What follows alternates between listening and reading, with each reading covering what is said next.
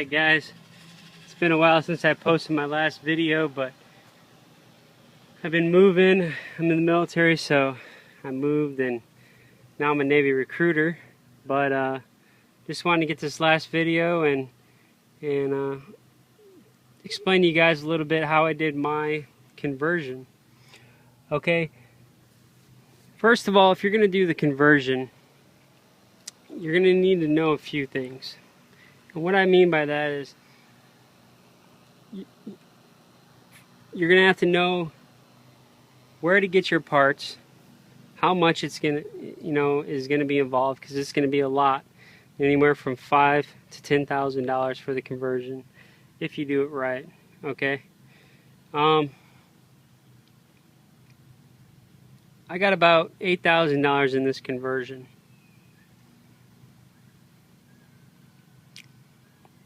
I got the truck from my dad. Had a 6.5 turbo diesel in it. The motor blew up, and he replaced the motor again with another 6.5 from Bostic Diesel. Blew up after 10,000 miles, and I bought the truck off of him and decided that I was going to find a Cummins and start the conversion. Alright, so I'll just go from start to finish on everything that I did. I'm going to try and make this a short video, but hopefully you guys will take from all of my mistakes and maybe find a cheaper way. Alright, start to finish. Went on Craigslist, found this 1991 5.9 Cummins, as you can see in one of my videos, and tore the whole motor down, replaced all the gaskets on it.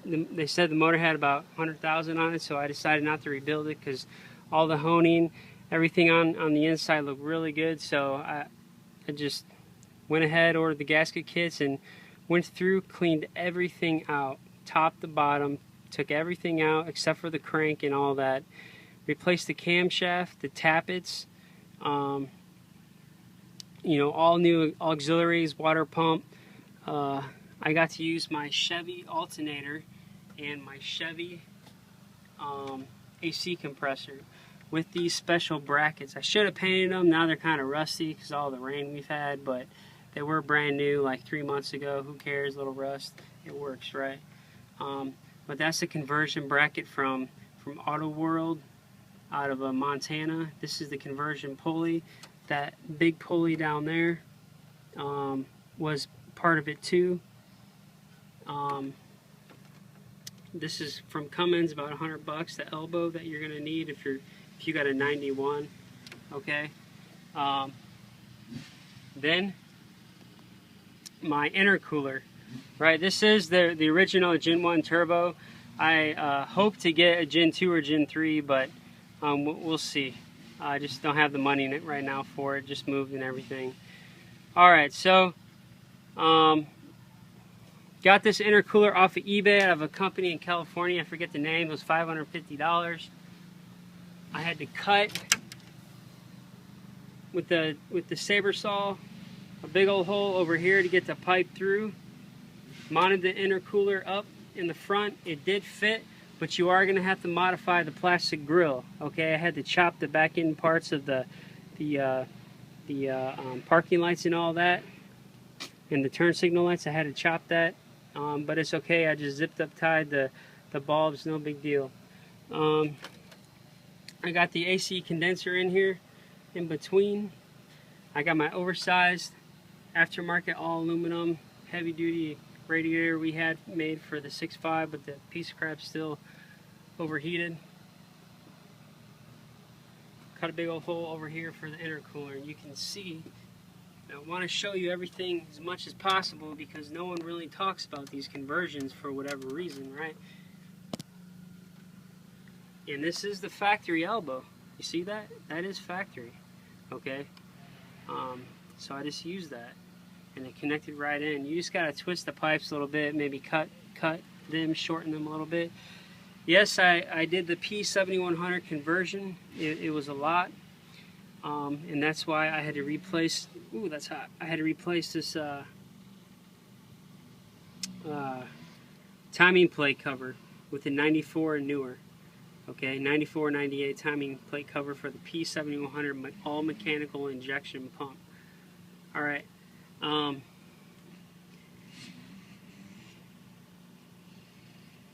I did have the vacuum pumps, but I just closed them off, cut off metal aluminum plates, and sealed it up with that high temp RTV. Right? The power steering pump, I used the Chevy power steering pump fill body, if you can see that or not, but kept the internal part from Dodge, and it worked perfectly.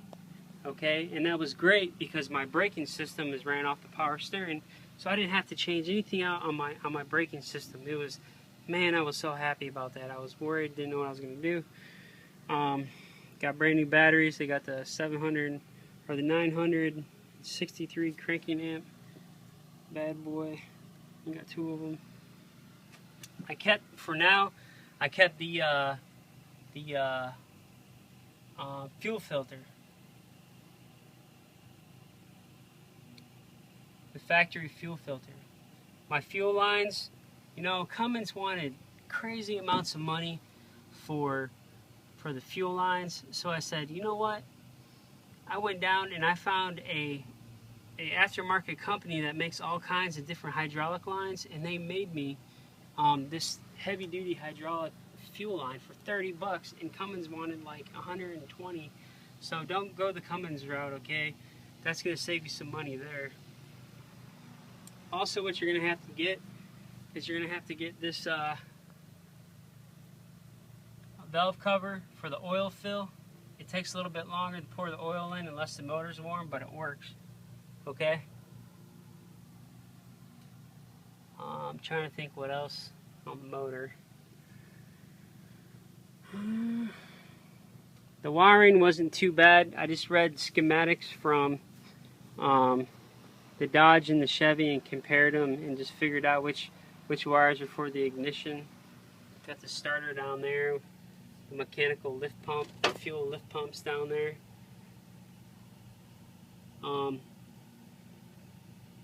When you go and you get a 5.9, make sure you get a 94 and newer, unless you're going to keep the rotary style injection pump. And there's nothing wrong with the rotary style injection pump, and to be honest, I wish I never would have upgraded, because it was like $2,800 just for the injection pump, the new injectors you had to get. This whole spring throttle cable kit was 500 bucks from Cummins, you know, and you couldn't find it anywhere else at a junkyard. The timing cover, and then the tappets and the camshaft, and yeah, but hey, you know, if I want to turn the horsepower up substantially, I can, right? I can get that fuel plate, turn it up. I haven't yet, because what's the point when I got a Gen 1 turbo with no wastegate, right? Alright, moving on. You can see the AT Auto World motor mount down there, heavy duty polyurethane. This sucker's brand new. I've been pulling my fifth wheel camper, as you can see. This bad boy loaded down is about almost 10,000 pounds. And when I put this motor in, I had to do a 3-inch body lift, okay? I went on to J.C. Whitney and got the 3-inch body lift. But after I did the 3-inch body lift for my fifth wheel, I had to do a 3-inch bed lift, you know. So I had these 5/8 plates of solid steel that were bent, specially made by a weld shop, and they used grade 8 heavy duty bolts for the frame all the way across, as you can see. You know, this isn't doing anything. That's no big deal, but what matters is is these 5/8 plates. I got the Ranchero adjustable shocks in the back. Those helped out tremendously. I'm glad I paid $130 a piece for them, but it was definitely worth the investment, because my bed doesn't flop around like crazy like it used to, especially when I'm towing. It doesn't bounce up and down. Got my fifth wheel, got my gooseneck under there in case I need to do something with the gooseneck. Alright, the drivetrain. Alright. I know in my first video I was talking about the Getrag 360. With a Chevy, it's not going to work. Okay, so don't do it. If you got a Getrag 360, try and sell it and get an NV 4500. Okay, and the NV 4500 is not bad. It got plenty of torque and power and strong and reliable. The only issue is the NV 5600 has that 6 gear, and that 5600 is going to give you lower RPMs at higher highway speeds. Okay, when I'm cruising down the road doing 70, 75, I'm at about $2,000 or 2,200. Okay, the exhaust looks like crap. I had this weld shop do it. I should have just did it myself, but I think they did a crappy job. I was not impressed at all. It looked like whatever. When they connected the downpipe to the, and they about burnt off my pyro gauge, you know, for the EGT.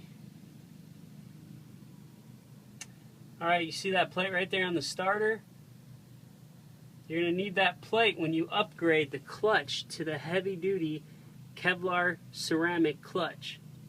Okay, there's a good company that makes competition clutches called Kentucky Clutch, where you're going to get the same reliability and durability of a competition clutch that's not brand name for half the price. I paid $600 for a brand new 900 horsepower flywheel Kevlar ceramic clutch with the heavy duty throwout bearing, and they included that adapter for the starter because it's an oversized flywheel and clutch. Okay, so I will never have an issue with this clutch probably for at least 150,000 miles. Alright, next. With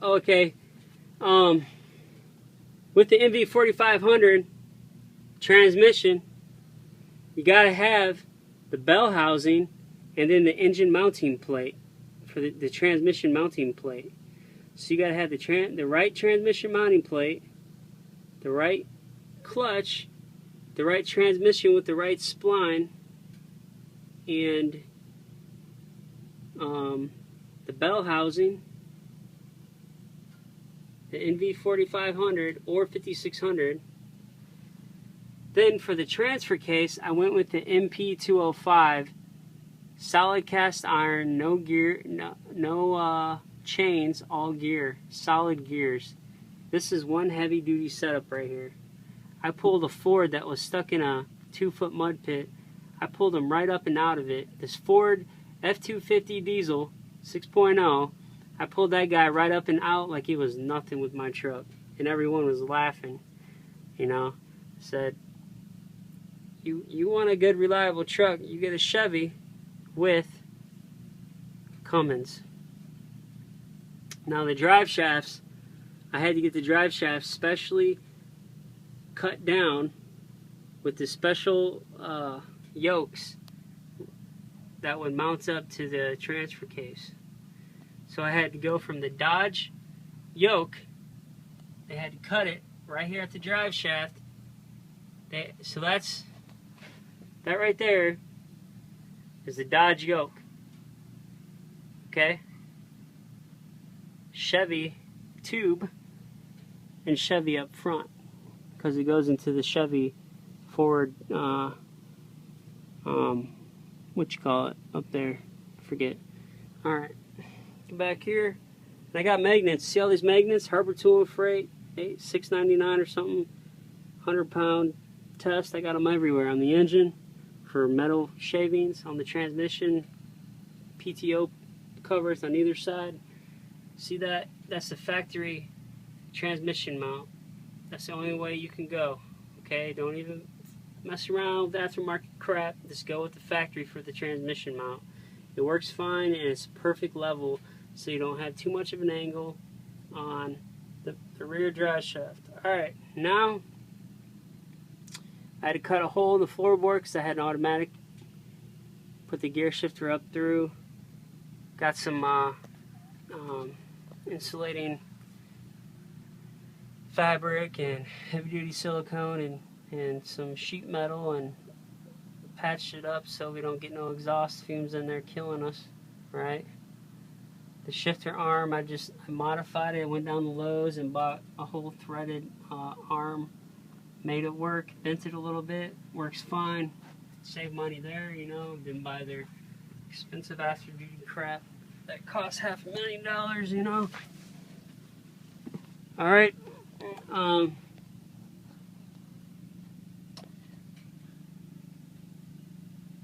you see the idler bearing or split shaft bearing, I forget what they call it, but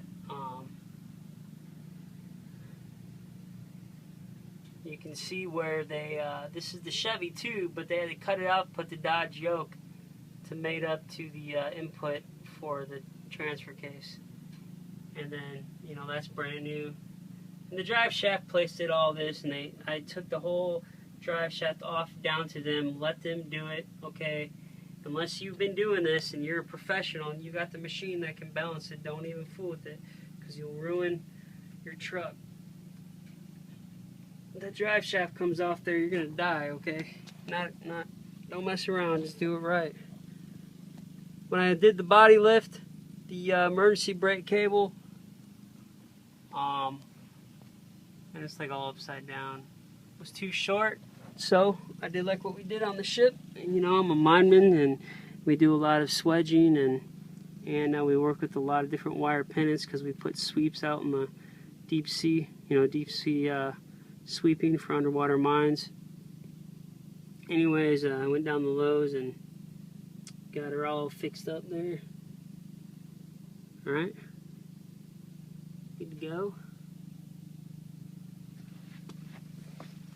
Now, you know, the whole motor's mechanical, so the computer don't mean nothing. I just put a plug in the transfer case for the speedo cable, didn't even worry about it. Put my TomTom, velcroed it right up here on the dash. I got navigation and speedometer right on it. I got my nice transmission cooler, boost gauge, and exhaust EGT gauge. Can't barely see that one. And I can change all the colors. That's real nice. And here's the sad part, guys. Guess what?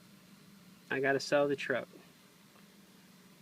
My wife's pregnant with her third one, and we need a van because the little Equinox ain't gonna keep 3 kids back there when we're traveling. So it's a sad day. You know, all that work, hours and hours and hours of work, working on the truck. All right. Well, I wish the best of luck to you guys. If you guys have any questions, I got a portfolio on how to do the conversion. If you want, for a small fee for shipping and handling and all that, I can print off a portfolio, make you one, and send it to you to help you guys out. You know, I'm not looking to make any money. I'm just, you know, trying to help people out. So there she is. Love this truck, man. Alright, if you got any questions, you know, just subscribe to my YouTube, and I'll answer any questions as necessary. Alright, you guys take care. Be safe.